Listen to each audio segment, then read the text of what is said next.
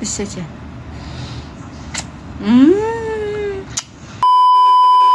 Good morning mga kakitsay. So ayan, Saturday ngayon and ang aga nga nung mga alaga kong gumising. Wala naman silang pasok. Nagulat na lang ako may nagsasalita. Akala ko na nanaginip ako, gising pala sila. Kaya bumangon na nga din ako at lumabas ako. Ayan dyan sila. Dumiretso na nga ako mga kakitsay dito sa kusina para magpainit ng tubig. Magtimpla ako ng gatas nila. At habang inaantay ko nga kumulo yung tubig, pumunta muna ako dito sa bathroom ko at mag-toothbrush ako kasi hindi pa ako talaga nakapag-toothbrush. Bumangon talaga ako kasi kala ko ano yung nag-iingay doon.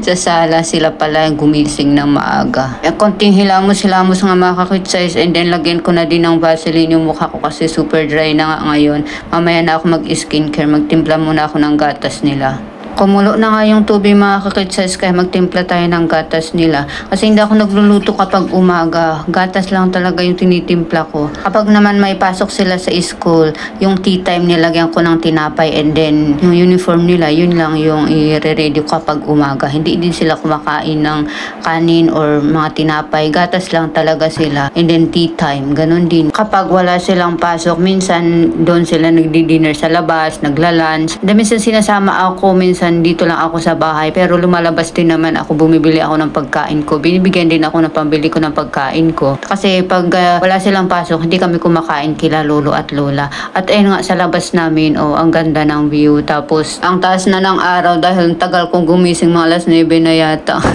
kaya tagal nilang naglaro dalawa. At bumalik na nga ako dito sa kusina at ilagay ko yung mga nahugasan ko kagabi kasi kagabi nag-no-dose kami, nag-antay kami kila amo kasi galing sila sa ice skating ni Charlotte, mga 9 na siya, tapos inantay namin kasi bibili sila ng pagkain sa labas and then sa kami kakain sabay-sabay kasi pag Friday ng gabi hindi kami kakain kay Lola, mga Monday to Thursday lang and then Friday, Saturday, Sunday hindi na kami kakain kay Lola kaya bumibili si amo ng pagkain namin sa labas kasi hindi kami nagluluto. Ito nga yung binili ni amo na pagkain namin kagabi at yun si Charlotte sa Dingding. Tapos na nga silang naggatas and dadalhin nila yung bottle nila dito sa kusina pero nagluloko si Dingding at gusto niya tulungan si Charlotte pero dinala ni Charlotte dito yung bottle niya kaya nagtampo siya. Ayan, nakaiga na naman siya sa floor.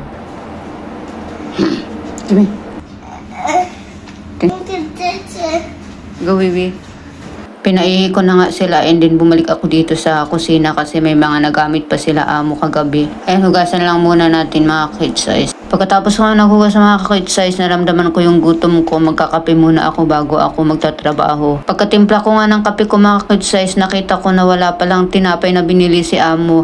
Naisip ko na may cake pala siya doon sa ref. Pwede naman daw akong kumuha kahit anong pagkain dyan sa ref. Kaya kumuha na lang ako sa tinapay niya, nilagay niya doon. Binuksan ko nga pero napansin ko yung expired date niya kaya chinek ko baka expire na at hindi napansin ni amo pero nung nakita ko hindi naman expire kaya kumuha ako ng plate ko para humiwa ako ng konti. Okay na yan sa akin basta may pair yung kape at ayun nga takpan ko ulit at ibabalik ko doon sa ref kasi mamaya bababa din ako, bibili ako ng pagkain ko pag alis nila amo. At ayan, sabayan nyo ako magkape mga kakitsay. Pagkatapos ko nga nagkape mga kakitsay, dito ako sa storage room. Kunin ko yung mga nilabhan ko kahapon kasi tutuphin ko at may mga nakasalang din na labahin ngayong araw. Dahil araw-araw kasi ako naglalaba pero okay lang yun kasi hindi man ako nagpaplantya. At ayun nga, 2 beses kong kinuha yung mga labahin kasi medyo madami-dami yung mga nilabhan ko kahapon na damit ng mga bata. At yun nga, tutupihin ko lang yung mga uniform, i-hanger ko lang sa kabilang kwarto. Wala nang plantya-plantya sa mga damit ng mga bata pati sa damit ng mga amo ko. Hindi na ako nagpla-plantya. Since dumating ako kila amo kasi wala silang plantya. Pero okay na din yung kasi less trabaho, 'di ba? Pagkatapos ko nga nagtupi, gumising si amo and sabi niya magpalit na si Charlotte. Kaya pinalitan ko na ayusan ko lang yung buhok niya pero ayusin ko lang muna yung buhok ko para hindi ma-istorbo yung bangs ko. At ayusin ko lang si Charlotte kasi may pasok siya ng balay ngayon. Si amo yung maghahatid ngayong Sabado. Spray-sprayhan ko nga lang ng tubig yung buhok ni Charlotte kasi hindi siya naliligo kapag umaga. Kahit di pumupunta sila sa school, di din sila naliligo. Mag-toothbrush lang, maggatas and then yun, magpalit, pupunta sa school. Kasi gabi ko lang sila pinapaliguan. nahawakan yun kasi sila. Pati ako din,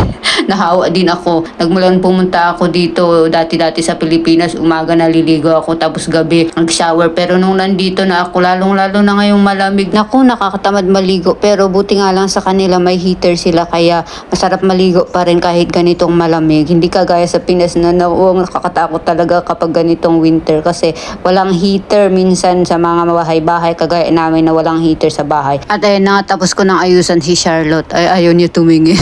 Pag alis nga nila amo babae at saka si Charlotte kasi nauna sila, pinalitan ko na din si Dengdeng kasi sasama siya kay daddy niya at sunduin nila si Charlotte at saka si amo babae and kakain sila ng lunch sa labas. Pero bago sila aalis, naglalambing-lambing pa siya. Ang lambing ni Dengdeng pati din si Charlotte. Malambing at sweet silang dalawa sa akin, pati din sa mama at papa nila. Ganon din kasi nung baby sila, malambing talaga sila. At pinigay ko na nga yung bag niya kasi aalis sila nung daddy niya pero naglolo ko siya kasi gusto niya akong sumama. Sila lang kasi maglalunch kasama yung mga auntie nila. Umalis na kasi amo lalaki sa kasi Dengdeng, dumiretso na rin ako dito sa kusina para isampay ko yung sinalang ni amo na labahin. Damit kasi nila amo yung nakasalang ngayon. Ang tagal niya kasing kumising kaya siya na yung nagsalang at naglagay ng sabon at yun nilabhan niya. Ako na lang yung nagsampay.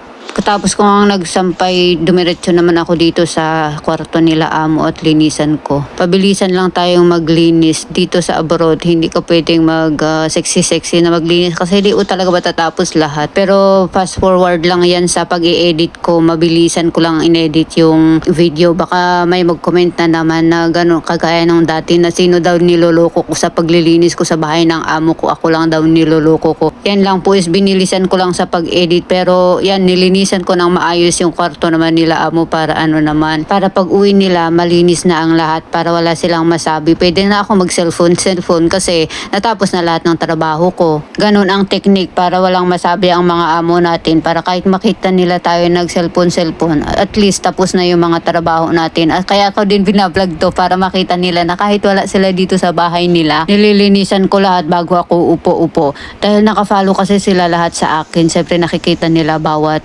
upload ko kung anong ginagawa ko. Kaya pag wala sila, parang ito na nga ang Facebook page ko, ang CCTV na rin. May camera sila pero hindi na nila masyadong pinapansin ngayon kasi malalaki na yung mga bata at saka sila amo yung tipo na walang pakialam sa katulong nila as long as ginagawa ng katulong yung trabaho ng maayos. Hindi na nila din pinapakialaman. Ay yung may tiwala sila. Hindi kagaya sa iba na bantay sarado talaga 24 hours na binabantayan ang katulong nila. Anyways, dito na nga tayo sa CR nila amo maglilinis. Saka sa mga nagsasabi na taga-kuskus lang naman yan ng Iridoro sa abroad. Yes po, proud na proud po akong taga-kuskus ng Iridoro dito sa ibang bansa. Dahil marangal po ang trabaho ko dito sa ibang bansa. At dahil sa pagkukuskus ko ng Iridoro na ibibigay ko ang mga gusto ng anak ko at nakakapag-aral siya ng maayos. At hindi mo masasabing isa kang tunay na OFW kung hindi ka nagkuskus ng Iridoro dito sa ibang bansa.